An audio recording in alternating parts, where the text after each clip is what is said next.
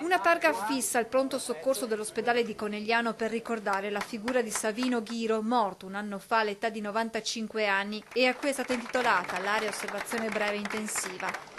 Ghiro dal 1970 al 1988 è stato primario proprio del pronto soccorso ed è considerato il creatore dell'unità operativa di emergenza come oggi noi la conosciamo. Il primo vero pronto soccorso, perché prima il reparto non era autonomo, c'erano i pronti soccorso ma dipendevano dagli altri reparti, mentre quando è arrivato mio marito, che è andato al pronto soccorso come primario, ha detto voglio arrivare a averlo autonomo e con medici qualificati e non a rotazione come era in precedenza. Originario di Noventa Vicentina, nel 1965 Ghiro si trasferisce a Conegliano, dove continua la sua carriera medica, prima in chirurgia, poi in pronto soccorso, di cui è diventato il primo primario. Ma Ghiro viene anche ricordato per il suo grande impegno nel campo medico. È stato, tra gli altri, fondatore della sezione triveneta della Società Italiana di Medicina d'Urgenza e della prima sezione italiana dell'Associazione Italiana Soccorritori a Conegliano, dove ha pure creato il consultorio Centro per la Famiglia.